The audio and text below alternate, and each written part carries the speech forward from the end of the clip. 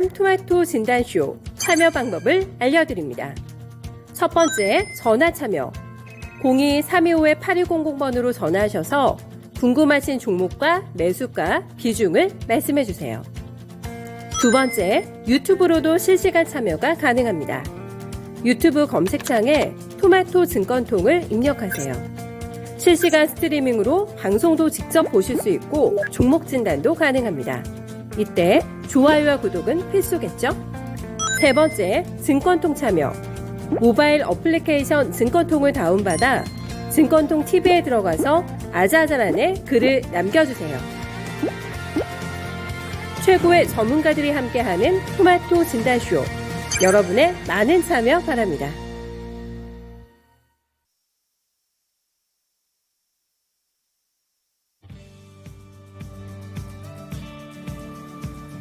안녕하세요. 종목진단 맛집 진단쇼의 김민아입니다. 네, 오늘은 한국은행이 기준금리를 2.25%에서 2.5%로 금리 인상을 결정했습니다. 결국에는 시장에서 예상을 했던 것처럼 0.25%포인트 금리 인상을 단행한 건데요. 사상 처음으로 이렇게 4개월 연속으로 인상 결정을 내린 겁니다. 이로써 이번에 지난달에 역전이 됐던 한국과 미국의 기준금리는 같아졌는데요. 또 여기서 한국은행은 경제성장률 전망치는 2.7%에서 2.6%로 내린 가운데 앞으로 이 물가상승률 전망치는 4.5에서 5.2%까지 오를 수 있다고 이렇게 좀 엇갈리는 모습으로 전망치를 내놨습니다. 중국 경기 둔화 그리고 글로벌 경기 침체의 영향이 원인이 됐다는 건데요. 이에 따라서 앞으로 시장의 흐름은 또 어떻게 예상이 될지 또 펼쳐질지 잘 지켜봐야 할 것 같습니다.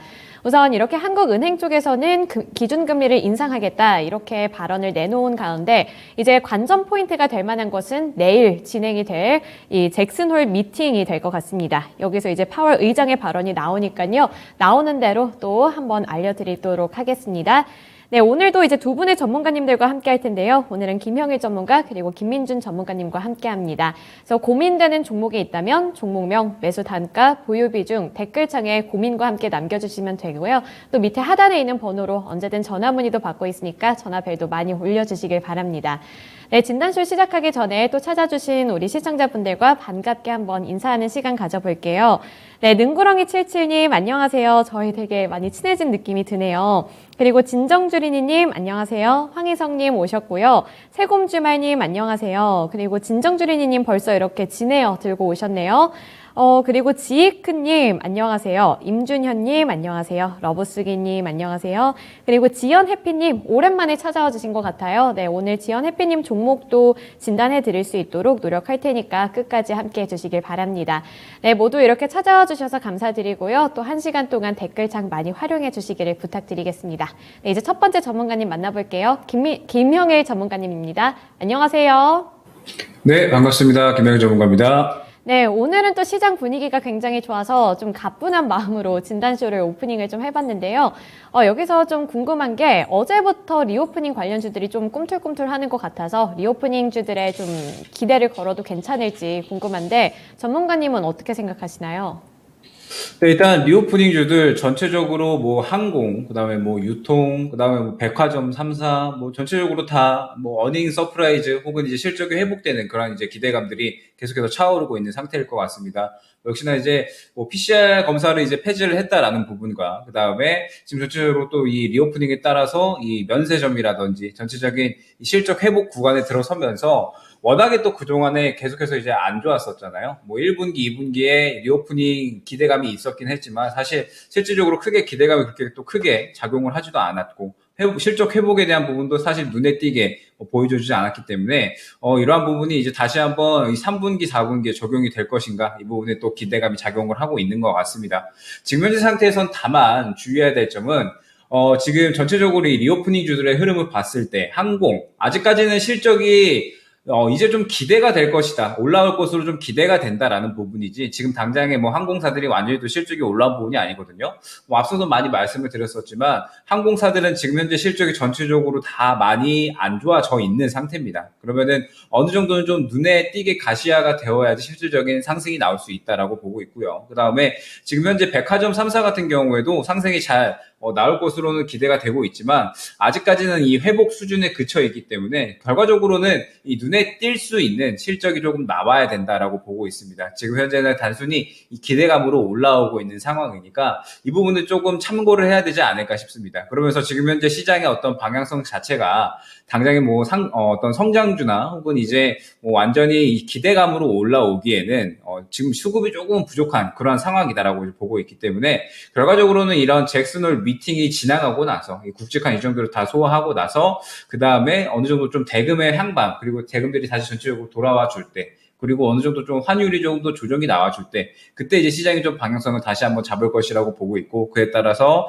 이제 뭐 전체적인 리오프닝과 뭐 성장주들 흐름이 나올 것이다라고 보고 있기 때문에 현재 상태에서는 참고 정도만 하는 것이 좋지 않을까. 물론 이제 하반기에 가면서 굉장히 조금 실적이 올라오는 종목들이 많이 나올 겁니다. 워낙에 이제 1분기, 2분기에 뭐 중국 봉쇄 이슈도 있었고요. 그 다음에 뭐 원자재 압박 이슈도 있었고 굉장히 조금 1분기, 2분기에 실적이 많이 망가졌었던 그런 기업들이 많고 이제 3분기, 4분기에 이런 이제 망가졌던 실적들이 회복이 될 만한 그런 이제 종목들이 많기 때문에 굳이 리오프닝주에 이제 한정을 해서 지켜보지 않고 앞으로 이제 그 실적이 회복될 만한 종목들이 무엇이 있을까 전체적인 이제 관점으로 지켜보시면 충분히 또 3분기, 4분기에 들어갈 만한 종목들은 또 굉장히 좀 많이 출연하지 않을까 그렇게 이제 안내드릴 수 있을 것 같습니다.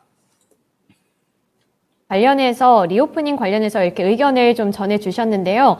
여기에 지금 댓글에 능구렁이 77님 리오프닝 진짜 된 건가요? 생활에 변화가 없으니 이렇게 남겨주셨는데 그러니까요. 이 리오프닝 관련해서 이야기는 진짜 많이 나왔던 것 같고 제 기억에는 한 1년 가까이 리오프닝 거의 매번 주기적으로 나왔던 것 같은데 이렇게 말이 나왔을 때만 잠깐 바짝 떴다가 진짜 생활에 뭐 실질적인 변화가 없으니까 다시 좀 고꾸라지고 이런 패턴이 반복돼서 약간 양치기 소년 같은 그런 느낌이 들어서 저도 약간 마음이 이렇게 안심은 할 수 없겠지만 우선은 이제 3, 4분기 그리고 내년쯤 되면은 진짜로 좀 업황이 개선이 되면서 리오프닝이 활성화되지 않을까 이런 생각이 듭니다.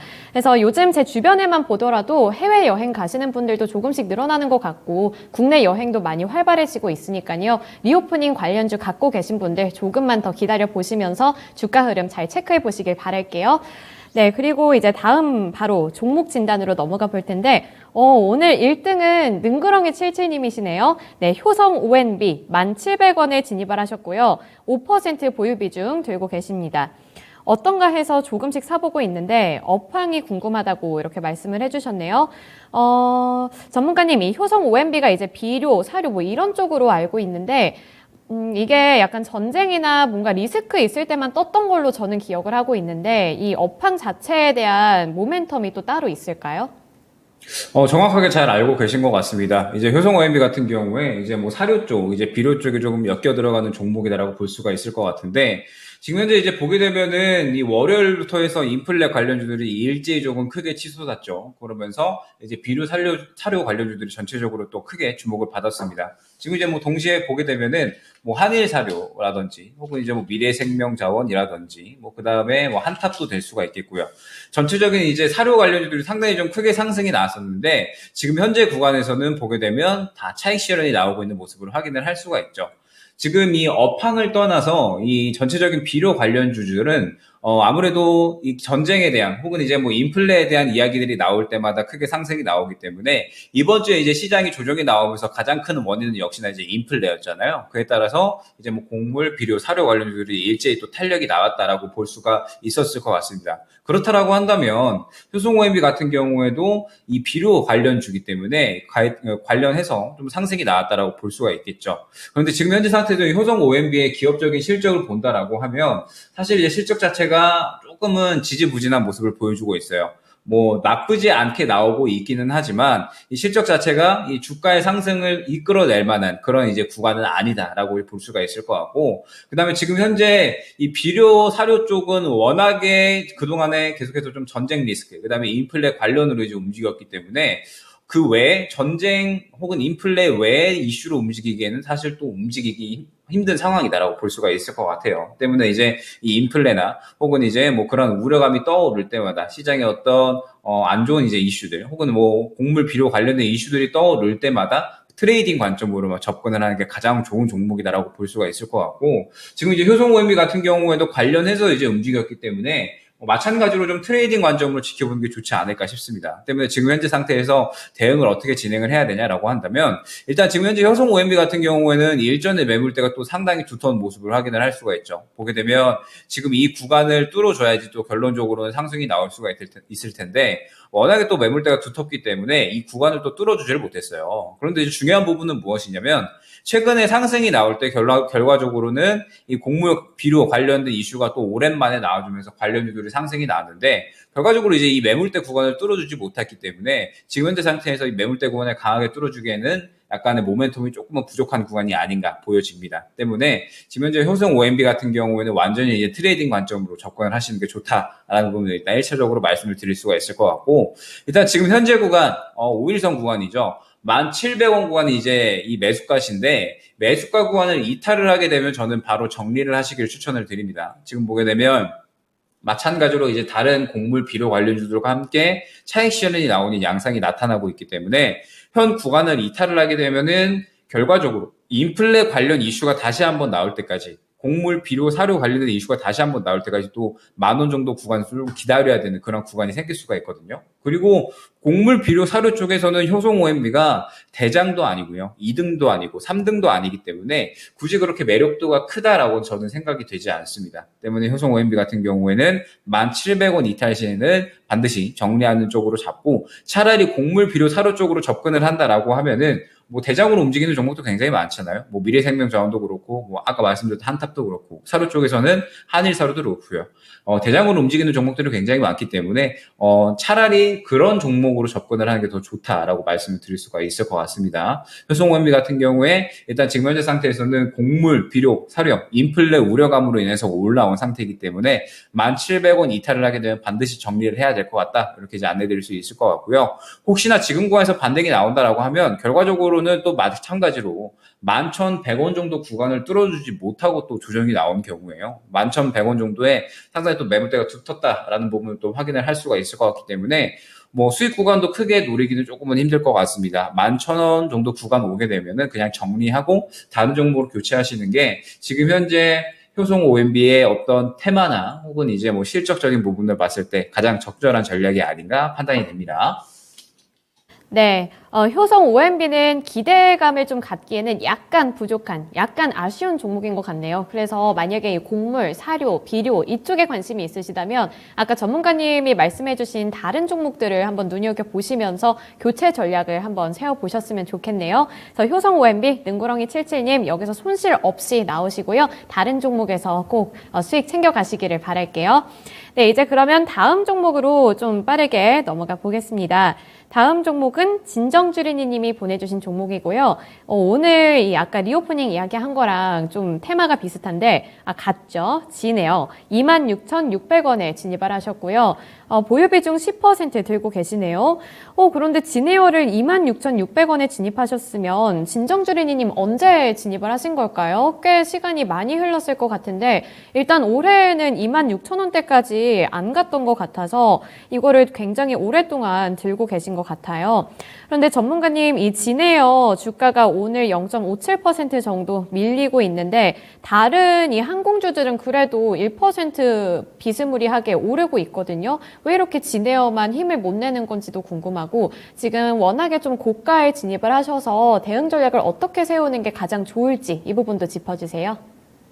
네, 일단 지금 지네어가 오늘은 조금 이제 다른 항공주들에 비해서 지지부진할 수 있지만 최근에는 뭐 굉장히 흐름이 좋았죠. 지금 보게 되면 14,000원부터 이제 꾸준하게 또 잘 성장이 나와주는 그런 이제 구간이다라고 볼 수가 있었을 것 같고 일단 제가 이제 아까 말씀드렸듯이 이 항공주들은 아직까지 조금 이 긍정적인 의견을 갖고 가기에는 조금 이른 시기가 아닌가라고 이제 말씀을 드렸습니다. 왜냐라고 했을 때 지금 사실 전체적인 저가 항공사들 이제 뭐 대한항공이나 아시아나항공 같은 경우는 그동안에 뭐 화물 항공으로 인해서 화물 운송으로 인해서 그동안 뭐 이 실적 방어를 굉장히 잘 했지만 그 외에 이제 저가 항공사들은 상당히 조금 좋지가 않았어요. 뭐 TA 항공이나 뭐 에어부산 등등 이제 거의 자본 잠식에 가까울 만큼의 이제 실적이 상당히 조금 좋지 않았던 그런 모습들을 계속해서 유지를 했는데 그래도 그나마 저가 항공사에서 가장 좀 긍정적이었던 이 항공사는 지네어가 아닐까 싶습니다. 이제 지금 현재 적자였기는 하지만 그래도 가장 빠르게 조금 영업이익이 흑자로 좀 전환이 될 것이다 라고 이제 기대가 되고 있는 상황이에요.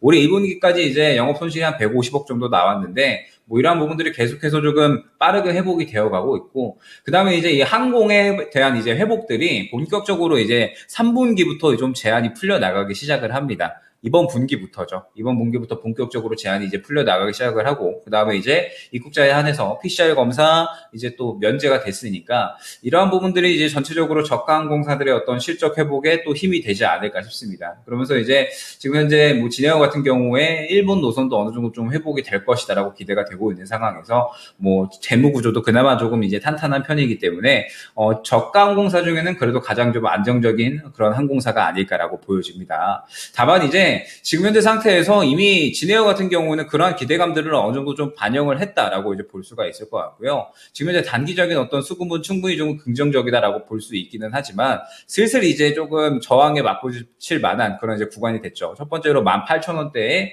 저항이 조금 확인이 되고요. 그 다음에 2차적으로는 약 한 2만 원 정도 구간에 이제 확인이 됩니다. 슬슬 이제 어느 정도는 올라왔기 때문에 어느 정도 좀 눌린 구간을 조금 참고를 해야 되지 않을까. 눌려주는 구간이 좀 나올 것을 어느 정도 염두를 해야 되지 않을까. 이 부분이 조금 중요할 것 같고, 지금 현재 상태에서 이제 진에어 같은 경우에 또 하반기에 뭐 유가도 어느 정도 좀 안정이 되고 수요도 이제 다시 회복이 될 것이다. 이런 부분들 좀 기대감으로 작용을 하고 있기는 하지만, 사실 이제 시장이 그동안에 지켜봤을 때 실적이 올라온다라고 해서 이제 무조건 올라오는 시장은 사실 이제 아니었어요. 지금 이제 단기적으로 올라온 이 구간은 물론 이제 실적에 대한 어떤 회복 기대감도 있겠지만, 지금 현재 상태에서 전체적인 항공사들에 대한 실적 회복 기대감이 어느 정도 이제 차올랐다라고 볼 수가 있을 것 같거든요. 때문에 진에어 같은 경우엔 슬슬 이제 이 18,000원 구간을 뚫어주지 못한다라고 하면 어떤 이제 또 테마성의 움직임도 살짝 나왔다라고 보고 있기 때문에, 슬슬 이제 차익 실현이 나올 수도 있겠구나라는 부분을 생각을 해주셔야 됩니다. 차익 실현이 나오면서 약 한 16,000원 정도까지 조정이 나올 수도 있겠구나. 이 부분은 조금 이제 염두를 해주시고, 그동안에 이제 상승이 14,000원부터 나왔으니까 약 한 20% 넘게 나온 거거든요. 때문에 지금 현재 상태에서는 어느 정도 눌림 구간을 염두를 해두고 가야 된다라는 점을 좀 참고를 해주셔야 될 것 같고, 지금 현재 시청자님의 매수가가 조금 많이 높으세요. 지금 26,600원이면 제가 이제 언제 샀으나 좀 보니까 약 한 2018년 요때 이제 2018년 2019년 요때 이제 매수를 하신 것 같거든요. 때문에 지금 현재 상태에서 결과적으로는 이제 뭐 추가 매수를 할 수 있는 단가를 조금 이제 정해야 된다라고 볼 수가 있을 것 같은데, 지금 현재 구간은 저가에서 이제 많이 올라온 구간이기 때문에 약간의 이제 리스크가 있는 구간이다라는 점을 좀 참고를 해주셔야 될 것 같습니다. 추가적으로 상승이 나오려면 18,000원 추가적으로 또 돌파를 해줘야 되는 흐름이 나와야 되는데, 지금 이미 리오프닝에 대한 기대감이 어느 정도 좀 반영이 된 상태에서 18,000원 구간을 한 번에 뚫어주기는 조금은 힘들지 않을까라는 부분 좀 참고를 해주시면 될 것 같아요. 때문에 일단은 18,000원 구간 여기를 이제 좀 뚫어주는 걸 중요하게 보시되, 뚫어주지 못한다라고 하면은 한번 이제 16,000원 정도 구간에서 어느 정도 좀 눌린 구간이 나와줄 겁니다. 그러면 이 구간에서 이제 어느 정도 좀 자리를 잡아주는지 1차적으로 보면서, 그 다음에 이제 뭐 진에어를 비롯한 이 전체적인 저가 항공사들의 실적 흐름이 조금 어떻게 회복이 되어 가는지, 이 부분을 좀 주요하게 보셔야 될 것 같아요. 하반기에 이제 회복이 되기는 할 것이지만, 지금의 상승은 회복에 대한 기대감이고, 그러면 이제 추가적인 상승이 나오기 위해서는 이제 실적이 또 눈에 보이게 어느 정도 좀 회복이 되는 그런 흐름이 나와줘야 된다라는 뜻이 되거든요. 때문에 일단은 16,000원 정도 눌려주는 구간이 오게 되면 그때가 이제 추가 매수 구간이 될 거고, 추가 매수를 하기 위해서 일단 이제 실적이 좀 눈에 띄는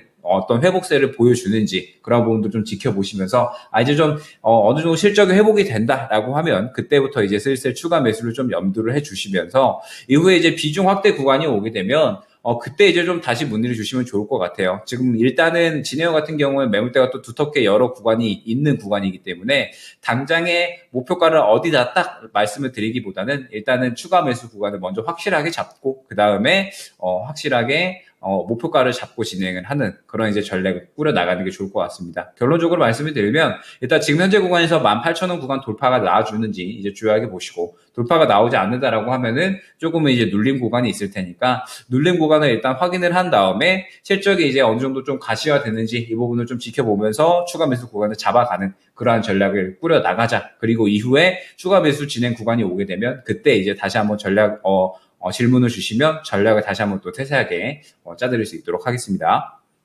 네, 우리 진정주린이님 들고 계신 이 진에요. 굉장히 꼼꼼하게 잡아주셨거든요. 그래서 일단 결론적으로는 물타기도 가능한데 여기서 꼭 확인을 해보셔야 될 부분이 이 실적 회복세가 나타나는지 실적이 가장 중요할 것 같습니다.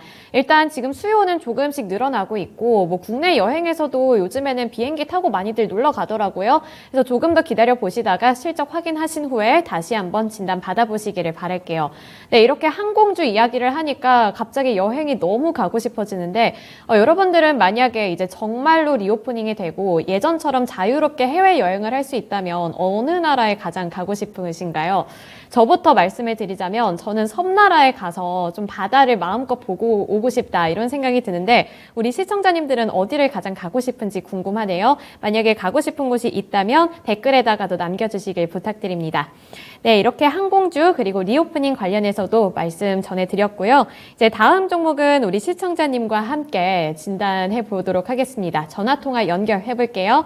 네, 시청자님 안녕하세요. 예, 안녕하세요. 안산에 사는 최철원입니다. 아, 네, 안녕하세요. 예. 네, 오늘 어떤 종목 들고 오셨어요? 동훈 아나텍인데요. 네. 예, 제가 9,000원에 매수했어요. 네. 예, 그런데 동훈 아나텍이 지금까지 당 측정을 이렇게 피 뽑아서 했는데, 네. 이제 반도체 칩을 통해서 할 수 있다고 그러더라고요. 개발했다고 그러더라고요. 네. 그래서 9월 중순경에 유럽에 무슨 승인 신청을 했다고 하는데, 이걸 좀 계속 보유하고 가야 되는 건지 좀 궁금해서 전화드렸습니다. 공부도 굉장히 많이 하셨고 지금 보유 비중도 50%로 되게 높게 갖고 계세요. 네. 네, 알겠습니다. 그러면 이 향후 전망과 함께 어떤 대응 전략 해야 할지 제가 한번 전문가님께 물어볼게요. 예. 네, 전문가님, 동훈아나텍 일단 지금 수익 구간에 들어가 계시긴 하거든요. 그리고 굉장히 공부 많이 하셨고 향후 전망이 좋을 거라고 생각을 하셔서 들어간 것 같은데 전문가님 의견은 어떠세요? 일단 말씀 주셨던 이제 진단기기는 이제 당뇨병 관련해서 이제 그냥 타액을 통해서 당을 측정하는 이제 진단기기가 이제 조금 있으면 양산 단계에 좀 돌입을 한다라는 부분이 이제 중요한 이슈다라고 이제 볼 수 있을 것 같고, 이제 7월 말에 이제 이슈가 나왔었던 거예요. 그렇기 때문에 이제 지금 현재 상태에서 실질적으로 동훈 아나텍이 여기서 이제 추가적인 상승이 나오려면 이러한 부분들이 또 굉장히 조금 좋은 이슈로 이제 실질적으로 이제 나와줘야 된다라는 부분이 중요할 것 같은데, 동훈 아나텍 같은 경우에 이 진단기기 쪽도 있기는 하지만 실질적으로는 이 반도체 팹리스 기업이다라고 보시면 될 것 같습니다. 그러면서 이제 반도체 팹리스 관련해서 반도체 쪽으로도 그다음에 이제 스마트폰, 폴더블 쪽으로도 이제 매출이 발생한다라고 볼 수가 있을 것 같은데, 일단 지금 현재 상태에서는 이 폴더블 관련된 부분이 조금 어느 정도 기대감으로 작용을 하지 않았나 싶어요. 그래서 이제 최근에 주가 상승이 상당히 조금 좋게 훌륭하게 좀 나왔고, 그 다음에 그 진단기기 말씀해 주셨던 부분도 이제 7월 동안 상당히 좀 좋은 모멘텀으로 작용을 했던 것 같은데, 일단 지금 현재 동훈 아나텍의 실질적인 문제점은 무엇이냐라고 했을 때, 아직까지 계속해서 실적이 조금 적자폭이 유지가 되고 있다라는 부분이 좀 문제가 될 것 같습니다. 지금 현재 2021년 9월부터 이제 이번 2분기까지 해서 계속해서 좀 적자가 지속이 되고 있는 상태예요. 때문에 단순히 이제 어느 정도 기대감으로 계속해서 좀 주가가 올라왔다라는 부분이 좀 중요할 것 같은데, 그러면 이제 지금 현재 상태가 굉장히 조금 중요하겠죠. 지금 보게 되면 굉장히 좀 상승이 잘 나오면서 이전 고점 구간까지 도달을 했습니다. 그런데 이제 차트를 조금 더 길게 늘려서 보게 되면 지금 이 구간이 있죠.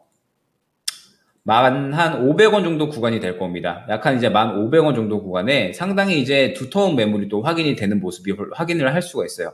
지금 보게 되면 일전에 이제 상승이 나왔을 때에도 이 구간을 뚫어내지 못하고 결과적으로 차익 실현이 나왔거든요. 이 말은 뭐냐면 동훈 아나텍이 추가적인 상승이 나오기 위해서는 결과적으로 지금 현재 구간을 돌파를 해줘야 이 매물대를 또 소화를 해주는 어떤 힘이 나와줘야 추가적인 상승이 나올 수 있다라는 뜻이 됩니다. 그런데 지금 현재 상태에서 동훈 아나텍이 추가적인 상승이 나오려면 결과적으로는 기대감이 또 떠올라야 된다라는 뜻이 되거든요. 왜냐라고 했을 때 지금 현재 2분기 실적마저도 오히려 적자폭이 커진 모습을 볼 수가 있어요.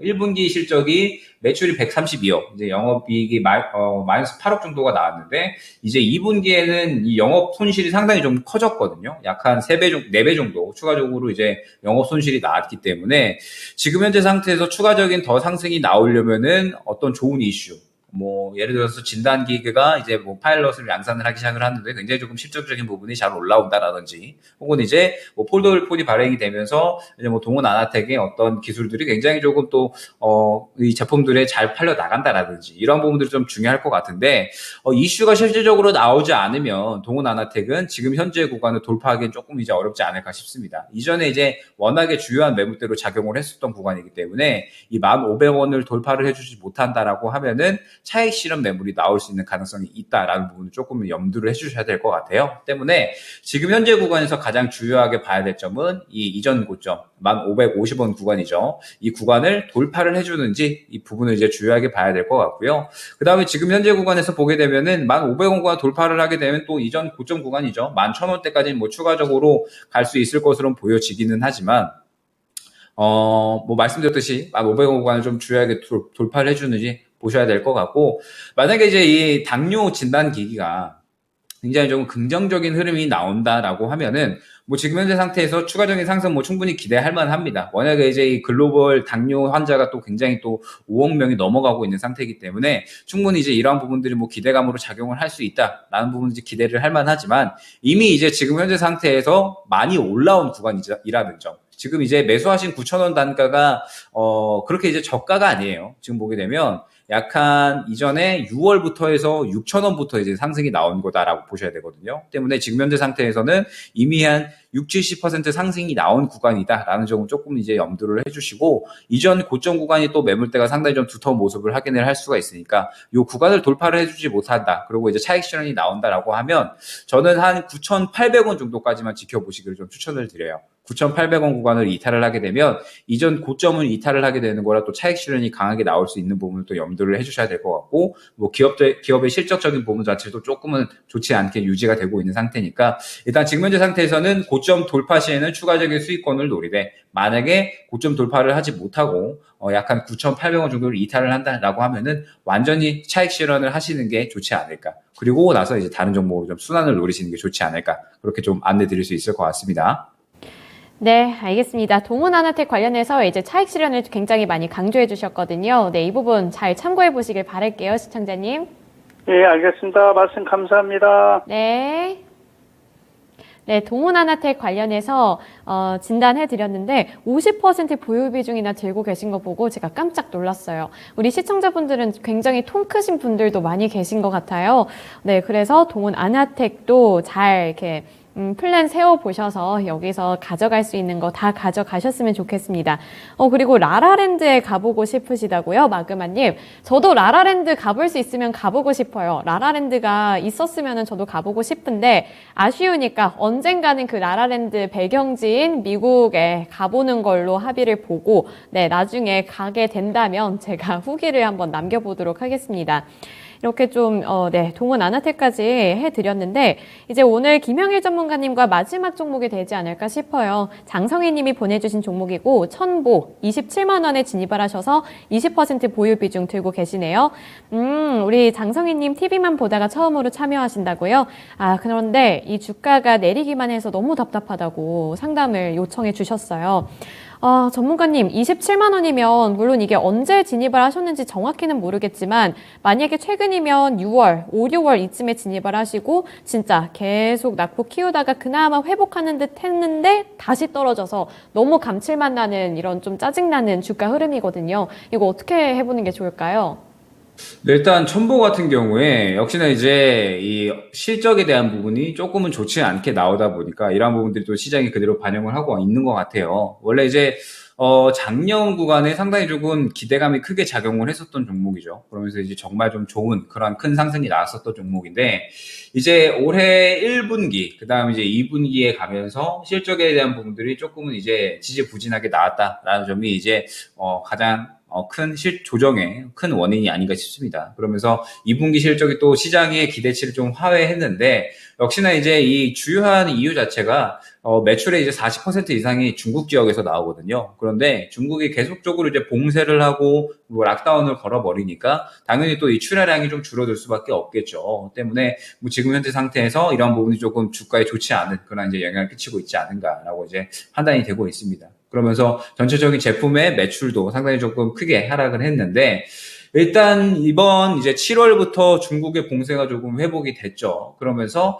이제 이 물량에 대한 부분들은 어느 정도 이제 회복을 하고 있다라고 이제 보여집니다. 그러면서 하반기로 가면서 이제 점차적으로는 좀 회복이 되지 않을까. 뭐 어느 정도는 이제 물량에 대한 회복이 되면서 주가에 대한 회복도 충분히 또 늘어나지 않을까 싶어요. 그러면서 이제 4분기에 현재 이 증설에 대한 부분들이 어느 정도 좀 완공이 또 이루어지거든요. 그러면서 내년부터 이제 추가적으로 증설이 계속적으로 이루어지기 때문에 당연히 이제 증설이 이루어지게 되면은 어떤 이 제품에 대한 생산량도 계속해서 늘어날 수밖에 없겠죠. 때문에 뭐 현재 상태에서 앞으로 성장성은 꾸준하게 또 기대가 되는 기업이 아닌가라고 이제 판단이 됩니다. 다만 이제 당장에 뭐 계속해서 좀 좋지 않았기 때문에 주가가 좀 조정이 이어지지 않았다라고 이제 보여집니다. 그러면은 지금 현재 상태에서는 이제 어떻게 대응을 이어나가야 되느냐가 중요하겠죠. 지금 현재 첨보 같은 경우에는 단기적인 반등이 잘 나와주다가 이전 매물 구간에 부딪히면서 차익 실현이 또 시장 하락에 맞춰서 강하게 나오고 있다라고 보셔야 될 것 같아요. 이 말은 뭐냐면 지금 현재 구간에서 추가적인 하락은 또 어느 정도는 예상을 해주셔야 된다는 뜻이 됩니다. 지금 현재 구간에 21만 8천 원이 이전 고점이거든요. 21만 8천 원을 이탈을 하게 된다라고 하면은 다시 또 20만 원 정도 근처 구간까지는 추가적인 조정을 또 예상을 하셔야 되지 않을까 싶습니다. 다만 이제 21만 8천 원 지금 현재 구간을 지켜준다라고 하면은 어느 정도 또 고개를 틀어줄 만한 가능성이 있을 수가 있겠죠. 때문에 첨보 같은 경우에 일단은 지금 현재 구간을 지지를 해주는 게 가장 중요하다라고 이제 볼 수가 있을 것 같은데 지금 현재 뭐 내용적인 측면을 봤을 때 첨보가 여기서 주가가 크게 급락이 나올까에 대한 부분은 또 크게 걱정을 하지는 않아도 될 것 같아요. 지금 이제 주가가 안 좋았던 부분은 이 중국의 어떤 락다운이 가장 컸었기 때문에 이러한 부분들이 봉쇄가 이제 풀려 나가면서 점차적으로 좀 회복이 된다라고 하면 그리고 이제 내년부터 또 계속해서 좀 증설이 된다라고 하면 뭐 충분히 또 주가의 긍정적인 부분으로 반영이 될 수 있지 않을까 싶습니다. 때문에 일단 지금 현재 구간에서 너무 큰 하락을 뭐 우려하진 않아도 될 것 같고 다만 현재 구간을 지켜주는 게 가장 중요하다라는 점이 좀 포인트가 될 것 같고요. 그러면서 지켜준다라고 하면은 결과적으로는 주가에 대한 회복을 어느 정도 좀 꾸릴 수 있지 않을까 싶습니다. 안 좋았던 부분들이 해결이 되는 구간이니까 주가에 대한 회복은 어느 정도 이제 누릴 수 있도록 할 때 지금 현재 매수가가 27만 원이시잖아요. 매수가가 27만 원이시면 약 한 20% 정도 이상의 상승이 나와줘야 되는데 상당히 조금 크게 좀 상승을 노려야 되는 구간이고 이 매수가 근처에 상당히 좀 매물대가 또 두터운 모습을 확인을 할 수 있다 보니까 저라면 이제 어느 정도 조금 지지 구간을 확실하게 좀 확보를 해준다라고 하면서 첨부의 실적이 또 정상적으로 회복이 된다라는 이야기가 또 나오기 시작을 할 거거든요. 그렇다라고 했을 때 그 구간에 오히려 이제 추가 매수를 진행을 해서 저가의 추가 매수를 진행을 해서 오히려 좀 평단가를 약 한 25만 원 정도로 낮춘 다음에 이전 매물대 구간에 도달을 하면은 정리를 하는 전략. 그러면은 이제 수익 만회는 충분히 될 수 있는 그런 흐름이 나올 수가 있거든요. 때문에 첨보는 일단 첫 번째로 지금 현재 구간 지지라인을 좀 잘 확인하자 안내를 드릴 수가 있을 것 같고 그 다음에 하반기에 점차적으로 이제 실적이 정상화되면서 이제 이러한 부분들이 주가에 또 긍정적으로 작용을 할 겁니다. 때문에 이제 어느 정도 저가에서 고개를 틀어준다라고 했을 때 그 구간에 추가 매수를 노리면 평단가를 낮추면서 이제 이전 매물대 구간까지 오히려 이제 수익 만회를 노릴 수 있는 구간으로 또 빠져나올 수가 있을 것 같거든요. 때문에 지금 현재 상태에서 첨보는 너무 큰 하락은 이제 우려하지 않고 어느 정도 지지라인을 확인을 해서 추가 매수를 노리는 전략으로 진행을 한번 해보자 이렇게 안내드릴 수 있도록 하겠습니다. 네, 우리 장성희님 걱정 많이 하셨던 것 같은데요. 그래도 앞으로의 전망 나쁘지는 않습니다. 그런데 현재가 가장 중요할 것 같아요. 지금 현재 구간 잘 지켜주는지 이 부분 잘 확인해 보시길 바라겠고요. 그리고 추가 하방 압력은 거의 없는 것으로 보인다. 이렇게 말씀 전해주셨어요. 꼭 참고해 보시길 바라겠습니다. 네, 오늘 김영일 전문가님과는 여기까지 진단해 보겠습니다. 전문가님 오늘 말씀 고맙습니다. 네, 감사합니다. 네. 네, 이렇게 김영일 전문가님과 함께 진단해 봤습니다. 제가 아까 댓글에서 너무 웃겼던 댓글이 하나 있는데, 준호님, 마그마님한테 왜 그러세요? 라라랜드 대신에 강원랜드면 모른다고요? 강원랜드, 그래요. 저희 라라랜드는 못 가니까 강원랜드 아니면은 이제 저는 서울랜드를 가는 걸로 그렇게 해볼게요. 그래서 다른 랜드에 가서 좀 유흥은 안 되겠고 재미를 좀 보고 오는 걸로 네, 이렇게 알고 있겠습니다. 네, 이제 오늘 김영일 전문가님과 여기까지 진단하고 두 번째 전문가님 만나보도록 할게요. 김민준 전문가님입니다. 안녕하세요. 네, 안녕하십니까. 김민준입니다. 네, 오늘 시장 흐름 나쁘지 않은데 여기서 제가 궁금한 게 성장주들에 대해서 좀 물어보고 싶었거든요. 왜냐하면 오늘 한국은행 쪽에서 기준금리도 올렸고 그리고 이제 잭슨홀 미팅에 따라서 또 이렇게 9월 FOMC에서 금리가 또 인상될 수 있잖아요. 그렇게 되면 또 성장주들이 타격을 받을 것 같은데 일단 지금으로서는 이 안에서 오르는 것들은 또 오르고 이렇게 번갈아 가면서 오르는 것 같아서 성장주 전망 어떻게 보시나요? 근데 뭐 성장주의 전체적인 전망을 물어보신 것 같은데 저도 오늘 시장이 솔직히 좀 좋을지 몰랐습니다. 오늘 아무래도 잭슨홀 미팅이 있었기 때문에 좀 보수적으로 시장이 대응을 하지 않을까 좀 생각을 하고 있었는데 전일 미국 시장이 그렇게 좋지도 않고 나쁘지도 않았거든요. 근데 저가 매수의 반등이 전일 코스피 시장에 좀 있었고 디커플링 되는 모습이었습니다. 오늘은 네, 국내 시장이 좀 더 강한 모습을 나타내고 있는데 역시나 뭐 성장주의 힘이라고 좀 보고 있고요. 성장 주도주라고 하면 여러 파트가 있습니다만은 지금 주도주는 역시나 신재생 파트가 가장 성장 주도주 중에 좀 시장을 이끌고 있고 그리고 자동차와 반도체 파트가 준비되어 있는 상태인 것 같습니다. 그리고 기존 구 주도주 중에서는 2차 전지. 특히 요즘에 포스코 케미칼 주가가 나쁘지 않은데 장기 성장성에 대한 의문은 저는 없다고 좀 보고 있는 쪽이고요. 단지 내년에 경기 침체 시그널로 들어가는 것은 분명한 것 같습니다. 모두 알고 계시는데 뭐 긴축의 속도라든지 코멘트에 대한 뭐 좀 변화가 있겠지만 기본적인 스탠스 자체는 변하지 않습니다. 결국 지수는 조정을 조금 받는다는 것이죠. 올해 단기 방등세가 어디까지 써질지는 모르겠지만 그렇다면 성장주의 접근 포인트는 조금 더 투자 기간을 늘리는 것이 정답이지 않을까 이렇게 좀 말씀을 드리고요. 성장주에 대한 투자 포인트로 조금 더 말씀을 드린다면 매출액 성장과 영업이익률이 같이 한꺼번에 이루어지는지는 꼭 체크 포인트로 가져가 보자 이렇게 정리해 드리겠습니다. 네, 오늘 이 성장주 흐름이 또 나쁘지 않고 최근에도 저는 금리 인상 때문에 또 다시 한번 과당할 줄 알았는데 그거에 비해서는 또 분위기가 나쁘지 않아서 네, 말씀해 주신 부분들 잘 참고해 주셨으면 좋겠습니다. 이렇게 성장주 관련해서 말씀을 전체적으로 해 주셨는데요. 오늘 이제 첫 번째로 진단을 받아볼 종목은 임준현 님이 보내주신 S트래픽입니다. 6,700원에 진입을 하셔서 10% 보유 비중 들고 계시는데요. 일단 6,700원에 진입하셨으면 오늘 이렇게 급등하는 거에도 별로 그렇게 기쁘지는 않으실 것 같네요. 지금 아직 그 원금 회복까지 안 온 상태라서 그런데 전문가님이 S트래픽이 최근에 이 전기차 충전 관련해서 뜨고 있잖아요. 그래서 앞으로의 전망 괜찮으면 또 들고 가도 괜찮을 것 같은데 어떻게 보시나요? 네, 전기차 인프라 충전에 관해서 저는 좋게 보고 있습니다. 먼저 2차 전지 양극재부터 조금 흘러온 흐름을 짚어본다면 2년 전에는 역시 배터리 3사 셀 업체가 강한 모습이었고요. 그리고 후반기부터는 양극재 4대 천왕, 포스코 케미칼, LNF, 에코프로비엠, 코스모 신소재까지. 그리고 이제 음극재, 그리고 동박 이런 순으로 좀 흘러갔습니다. 그리고 지금 현재 트렌드는 최근에는 전기차, 아모그린텍, 센트럴모텍, 또 자동차 부품주들까지 반등이 있었는데 오늘 이야기는 아닙니다만 전일 그 아이오닉 6 사전 판매 예약 대수를 보니까 37,000대 가량이 됐더라고요. 작년보다 확실하게 좀 늘었습니다. 작년에는 아이오닉 5가 24,000대 정도였는데 그만큼 전기차에 대한 수요가 올라갔다는 반증이죠. 전기차에서 수요가 올라갔는데 그만큼 공급, 특히 인프라가 갖춰져 있느냐에 대해서는 분명히 물음표가 던져지는 건 사실인 것 같습니다. 앞으로 성장수의 한 축에 전기차 인프라 충전소 내지 충전기는 분명히 차지를 할 것으로 좀 생각이 들고 있고요.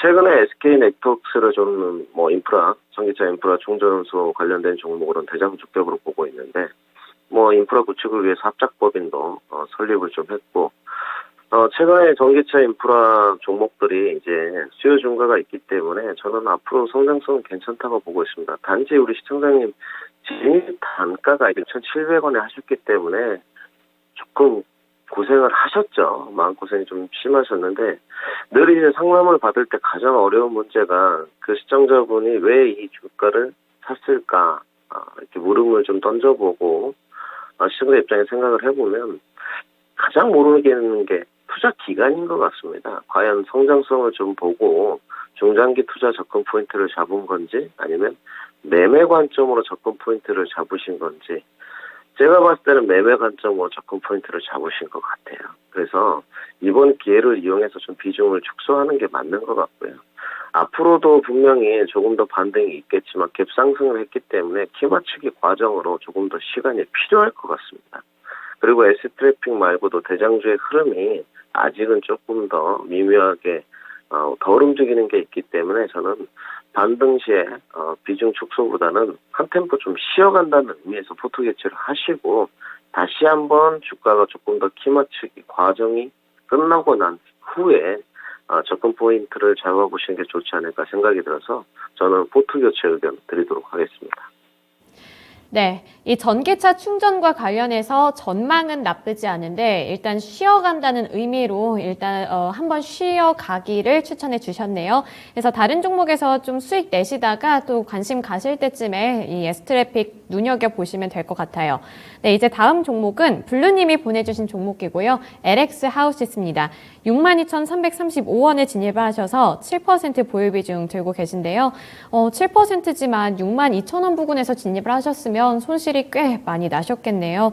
그래서 매수가까지 올 수 있을지, 그리고 만약에 온다면 기간은 어느 정도로 잡고 대응을 펼쳐봐야 될지 이 부분이 궁금하다고 하시는데요. 전문가님, 이 LX 하우시스 어느 정도 기다려야 원금 회복까지 가능할까요?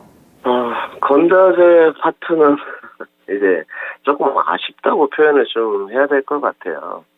최근에 건설주들 반등이 있었던 것은 그래도 모멘텀 뉴스플로우가 전해진 게 내용 시트를 좀 이야기해야 될 것 같은데, 건자재는 러시아 우크라이나 어떤 지정학적 리스크에 좀 피해를 봤다고 좀 봐야 될 것 같고, 건자재 중에 여러 가지가 있죠. 가구도 있고 시멘트도 있고, 그런데 시멘트 가격은 최근에 인상이 있었습니다만은 여기는 국내 최대 건축 자재 업체입니다. 예전에 LG화학에서 아주 오래됐습니다. 한 13년 정도 됐는데 사업 부분을 분할해가지고 이제 재상장한 기업인데, 여기는 창호재하고 인테리어재가 원자재 쪽에서 좀 탑이라고 보시면 될 것 같습니다. 쉽게 말씀드려서 알루미늄 창호, 인조 대리석 등 최근에는 자동차 이제 경량화 사업에도 진출을 좀 한 걸로 알고 있는데, 최대 주주가 LX 홀딩스입니다. 그런데 이 건자재 파트를 좀 보게 되면 아쉬운 측면이, 이번에 신정부 정부가 좀 출범하면서 건자재와 건설주가 금리 인상 측면에서 좀 득을 보지 않겠냐. 물론 뉴스플로우는 지속적으로 좀 전해지고 있습니다만은, 특히나 이 재건축, 재개발 규제 완화 기대감이라고 좀 표현해야 될 것 같습니다. 그런데 저희가 생각했던 만큼 뉴스 플로우는 나오고 있지만 크게 기대감이 크게 모락모락 표현하는 것 같지는 않습니다. 그리고 지수 하락 국면에서 아무래도 저희가 가치주 쪽으로 좀 이렇게 선회하기보다는 성장주를 많이 선호하는 경향이 좀 있기 때문에, 최근에 가치주 반등이 건설이나 건자재 쪽보다는 조선 기자재 쪽 반등이 많았기 때문에 조금 더 소외가 되지 않았나 이렇게 좀 판단을 하고 있고요. 기업 자체의 문제나 실적에 대한 문제는 없습니다. 하반기로 갈수록 호실적 기대감은 분명히 있는 쪽이기 때문에 실적에 대한 문제는 없을 것 같아요. 단지 이제 늘 말씀드리지만 가치주에 대한 접근은 이번에 조선도 마찬가지입니다. 수주잔고가 올라갔는데 밸류가 싸고 저가에 있었기 때문에 조선 기자재 종목들 하이로코리아, 동선하이텍, 한국카본, HSD 엔진까지 전일 대우조선해양과 600억 정도 계약이 있었거든요. 이런 수주잔고 반등과 더불어서 모멘텀을 좀 타줘야 되는데, 그러기에는 아직 건자재 파트는 좀 역부족인 것 같습니다. 그리고 신정부에 대한 어떤 이런 규제 완화 기대감이 시장의 기대치에 충족을 못 시킨다고 좀 봐야 되겠죠. 그래서 보유는 좀 하시되 수익을 좀 창출하기에는 어려운 구간인 것 같습니다. 제가 봤을 때 무난하게 어느 정도 리바운드는 가능할 것 같고요. 그때 한번 결정을 하셔야 될 것 같은데, 지금 현재로서는 손절을 굳이 진행할 필요는 없을 것 같습니다. 손절에 어울리는 종목은 아닌 것 같고요. 리바운드 가격으로 제시해드리도록 하겠습니다. 55,000원까지는 무난하게 리바운드 반등이 있을 것 같고요. 최근에 눌림목이 한 번 있었는데, 지수가 저는 잭슨홀 미팅 이후에 모든 섹터 반등이 조금 더 있을 거라고 보는 쪽이기 때문에 보유하시되 55,000원 정도까지 반등 후 다시 한번 재질문을 해서 LX 하우시스에 대한 전망치를 재점검해 보시는 게 좋을 것 같습니다. 지금은 55,000원까지 일단 반등 의견을 드리도록 하겠습니다. 네, LX 하우시스 관련해서는 일단 보유하자 이렇게 말씀해 주셨으니까요. 55,000원 구간 잘 확인해 보시길 바랄게요. 네, LX 하우시스 관련해서 진단을 해드렸는데요. 지금 이 주택시장 거래 자체가 감소를 하면서 이 LX 하우시스 같은 업체들까지도 좀 타격을 많이 받고 있는 것 같아요. 이렇게 부동산 시장이 많이 악화되면서 인테리어까지도 좀 많이 수요가 줄어들고 이런 현상이 나타나서 지금까지 좀 부진한 주가 흐름을 나타내지 않았나 네, 싶은데 LX 하우시스 일단은 보유하면서 잘 지켜보시길 바라겠습니다. 그리고 능구렁이 77님, 맞아요. 요즘에 음식값이 계속 올라요. 제가 최근에 삼겹살이 너무 먹고 싶어서 삼겹살 이제 사러 갔는데 옛날에 비해서 가격이 너무 많이 오른 거예요. 그래서 삼겹살도 이제는 서민 음식이라고 부를 수 없겠구나 이런 생각을 했는데 능구렁이 77님이랑 동의하는 입장입니다. 네, 그래서 물가도 좀 안정이 돼서 먹고 싶은 거 마음껏 먹을 수 있었으면 좋겠어요. 그리고 이제 다음 종목으로는 가자님이 보내주신 종목 진단해 드릴 텐데요. 에이스테크 14,683원에 진입을 하셔서 5% 보유 비중 들고 계시네요. 그래서 매수가까지 올 수 있을지 궁금하다고 하시는데요. 이 에이스테크 제가 알기로 5G 관련해서도 좀 엮여 있는 종목인 것 같은데 5G도 사실 말만 많이 나오고 주가 흐름은 별로 그렇게 좋지가 못해서 고민이 많이 되는 종목 중 하나인 것 같아요. 그래서 이 에이스테크 매수가까지 올라올 수 있을지 그리고 9,000원 정도에 올라왔을 때 손절하는 게 나을지 이 두 가지 부분 짚어주세요. 네, 드디어 올 게 왔군요. 네. 저희 토마토 시청자분들이 5G 때문에 고생을 좀 많이 하셨었어요. 네, 그런데 이런 답변을 좀 드려야 될 것 같습니다. 분명히 5G는 섹터 자체에 대한 전망은 나쁘지 않습니다. 네, 특히나 이종산업과의 교광 역할을 하기 때문에 5G가 안 된다? 그러면 자율주행도 안 되는 겁니다. 5G가 안 된다? 스마트 헬스케어 모두 다 안 된다고 보면 되겠죠. 빠른 속도가 필요하고 이제 6G 이야기가 나오고 있는데 아직도 5G가 실생활에서 체감을 하기에는 좀 먼 것 같습니다. 주식으로 조금 더 표현을 해본다면 5G에 대한 모멘텀 시절이 있었던 구간 2년 전이죠. 상당히 좋았습니다. 두 번이나 반등이 그 해에 있었고 에이스테크, RFHIC, KMW 등등 이노와이러스 모두 다 좋았는데 지금은 늘 말씀드리지만 5G는 시장의 재평가 구간입니다. 모멘텀 구간이 아니기 때문에 시장에 아주 정말 냉혹한 판단을 좀 받고 있다고 말씀드려야 될 것 같고요. 물론 5G마다 조금씩 다릅니다만 여기 이제 고주파 부품 RF라고 합니다. 그 다음에 기지국 안테나 등등 차량용 안테나도 최근에 좀 하는 것 같고 위성통신도 좀 하고 있는 것 같습니다. 오래전에 원래 방사용 안테나 부분에 개발업체로 참여를 했던 이력이 있습니다. 10년도 더 됐습니다. 그런데 문제는 실적 부분이죠. 모 증권사에서 계속적으로 하반기에 실적이 좋을 거란 이야기가 있는데 그 부분에 관해서는 증권사의 이야기가 중요한 것이 아니고 그 기업이 증명을 해내야 되는 것이죠. 오늘 개인적으로 5G 주가 흐름이 좋은 게 최근에는 HFI, 그 다음에 오늘은 RFHIC가 11% 넘는 급등세를 좀 이어가고 있는데 에이스테크의 신규 사업이라든지 실적이 하반기로 갈수록 뒷받침이 좀 될 것이냐에 대해서는 저는 반대 의견입니다. 단지 이제 비중이 많지 않기 때문에 5%셨기 때문에 지금까지 좀 보유를 하시면서 오신 것 같아요. 그 부분에 관해서는 잘 하셨고요. 결국은 비중 조절을 잘하는 것 또한 실력인데 만약에 비중이 50%셨으면 더 고민이 많으셨겠죠. 단지 5G가 저는 조금 더 반등세를 쓸 수 있다고 보고 있습니다. 전체적인 섹터 반등이라고 좀 보여지고요. 이때 종목이 이제 내 에이스테크가 올라야 되는데 그러기는 쉽지 않아 보입니다. 단지 비중이 좀 낮으니까 전략적인 접근이 좀 필요하실 것 같아요. 5G에 대한 바닥권은 저는 썼다고 판단을 내리고 있고요. 그러면 비중을 조금 더 늘려서 단가를 좀 낮추는 전략을 펼쳐서 손절로 좀 대응을 하는 게 맞을 것 같고 여기서 14,000원까지 기다리는 시간은 기회 비용이라든지 효율성이 더 떨어질 것 같습니다. 그래서 5% 정도 비중 추가 의견을 드리도록 하고요. 그 비중 추가는 오늘보다는 내일 잭슨 미팅이 있고 금요일이기 때문에 금요일 정도에 조금 더 비중 추가를 하셔가지고 레인지 범위를 설정해 드리겠습니다. 10,000원에서 11,000원 정도까지는 반등이 한번 쳐질 거고 있기 때문에 그때 손절을 진행하시는 걸로 저는 말씀을 드리도록 하겠습니다. 레인지 범위 10,000원에서 11,000원 포트 교체 의견 드리도록 하겠습니다. 네, 에이스테크 물타기 그리고 포트 교체 그리고 그 세부적인 사항까지 잘 짚어주셨으니까요. 참고해서 더 나은 전략 짜보시길 바랄게요. 네, 이제 마지막 종목이 될 것 같은데 우리 시청자님과 전화통화 연결해 보겠습니다. 안녕하세요. 네, 안녕하세요. 네, 오늘 어떤 종목인지랑 이제 보유 비중 그리고 매수가도 알려주세요. 한국금융지수고요. 네. 안경도 얼마에 매수하셨어요? 11만 3,500원에요. 10%요. 12만 3,500원이요. 11만 11만 3,500원. 3,500원.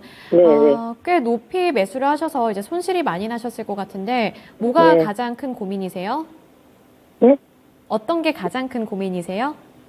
이걸 어떻게 해야 되나? 추가 매수를 해야 되나? 그냥 지켜봐야 되나? 네, 알겠습니다. 제가 그러면 네. 김민준 전문가님께 한번 물어볼게요. 네. 네.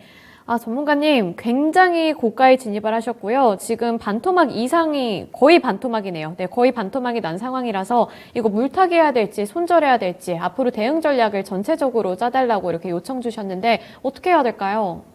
일단 뭐 시청자님 마음을 좀 위로해드리는 게 먼저 맞을 것 같고요. 마음고생이 좀 심하셨을 것 같은데 그래도 비중이 많지 않아서 지금까지 좀 보유를 하고 오셨던 것 같고 워낙 기업 자체는 튼튼하죠. 문제가 없기 때문에 보유를 하신 것 같은데 이렇게 말씀을 드리면 될 것 같습니다. 기업 IR을 이렇게 가보면 제가 이런 질문들을 드리곤 합니다. 기업이 튼튼한 것과 주가의 추세 문제는 다른 문제인 것 같습니다. 그렇기 때문에 좀 냉혹하게 말씀을 드려야 될 것 같고 저는 이 금융주식 부분에 관해서는 좀 큰 목소리를 낼 수 있을 것 같습니다. 그때 당시에 모두 다 은행주를 계속 사라고 말씀을 드렸었는데 투자 포인트로 갈 때 적금을 좀 들어라. 지금에 와서 그 적금을 드신 분들과 안 드신 분들은 차이가 있어요. 그 당시 한국금융지주는 반대 의견 들었습니다. 카카오에 대한 지분 보유를 하고 있기 때문에 그때 당시에 뭐 여러 가지 계열사들 한국금융지주가 다른 금융지주사나 은행주들보다는 반등세가 좀 가팔랐었습니다. 결국은 은행주의 본질은 배당이었었는데 그리고 2년 뒤에 지금이죠. 일어날 금리 인상을 보고 접근 포인트를 잡았어야 되는데 과연 한국금융지주가 그랬었느냐? 저는 아니라고 보고 있습니다. 그때도 아니라고 말씀을 드렸고 결국은 다른 어떤 모멘텀의 효과를 더 많이 받았다고 판단을 좀 내려야 되겠죠. 물론 배당은 뭐 적게 하진 않았습니다만은 다른 기업에 비해서 은행주들이나 금융시대에 비해서 많이 했느냐? 그렇지 않습니다. 하다못해 기업은행도 작년 한 해 배당을 8% 넘게 했고요. 건설사 종목 중에서 하나 뽑아주면 금호건설도 8% 넘는 배당을 했습니다.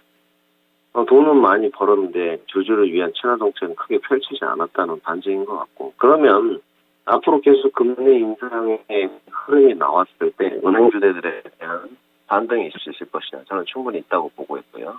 노이즈는 하나가 있습니다. 은행주 대손 충당금이 발생 문제인데 이 부분까지 생각을 하면서 진행하면 은행주에 대한 접근뿐만이 아니고 모든 주식에 대한 접근을 할 수가 없습니다.